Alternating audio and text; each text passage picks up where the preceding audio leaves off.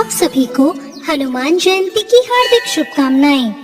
आइए हनुमान जयंती के शुभ अवसर पर सुनते हैं हनुमान जी की जन्म कथा।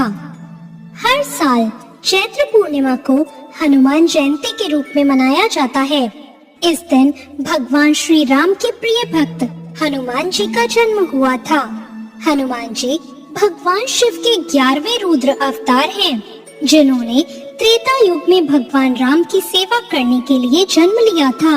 अब सुनते हैं हनुमान जयंती से जुड़ी एक पौराणिक कथा। एक बार की बात है, ऋषि अंगिरा इंद्रदेव के लोक पधारे।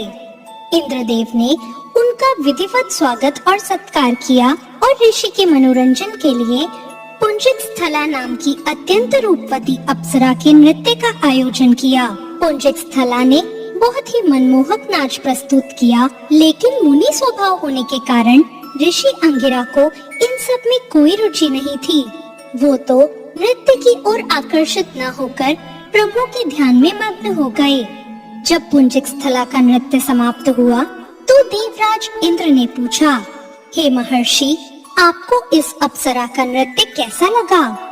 इस पर ऋषि अंगिरा ने उत्तर दिया, हे देवराज, मुनि स्वभाव होने के कारण मेरी नृत्य भोग में कोई रुचि नहीं है।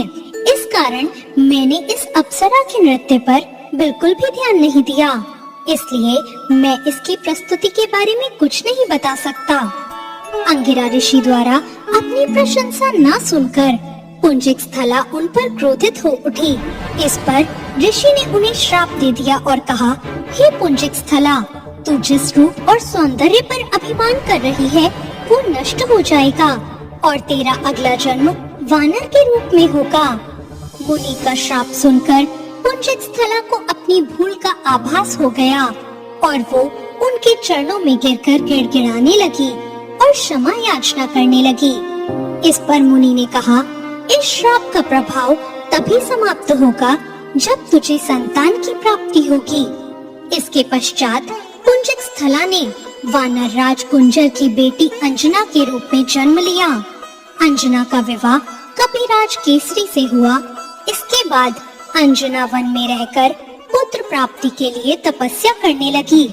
इधर त्रेता युग में अयोध्या नरेश राजा दशरथ ने संतान प्राप्ति के लिए अपने गुरु वशिष्ठ के निर्देश अनुसार पुत्रेष्टि यज्ञ करवाया। ये यज्ञ श्रृंगी ऋषि द्वारा संपन्न कराया गया। ऋषि ने पूर्ण आहुति की और इसके बाद यज्ञ कुंड से अग्निदेव प्रकट हुए और राजा दशरथ को एक खीर का पात्र देते हुए बोले, राजन, ये खीर आप अपनी रानियों को खिला देना। अवध नरेश ने वो खीर अपनी तीनों रानियों में बराबर बांट दी।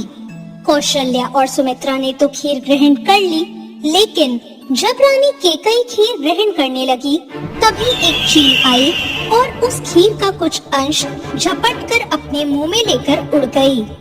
जब वो चील संतान प्राप्ति के लिए तपस्या कर रही अंजना माता के आश्रम के ऊपर से उड़ रही थी, तब अंजना आसमान की ओर मुख करके देख रही थी।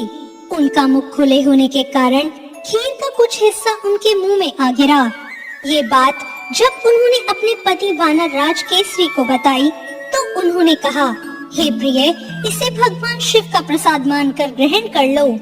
पति की बात सुनकर अंजना ने वो खीर ग्रहण कर ली और इसके फलस्वरूप वो कुछ समय बाद गर्भवती हो गई और उनके गर्भ से बहुत ही बलशाली और तीव्र बुद्धि वाले हमारे केसरी नंदन हनुमान जी का जन्म हुआ। तो ये थी हनुमान जी के जन्म की कहानी। आपको ये कथा कैसी लगी? कमेंट करके जरूर बताएं।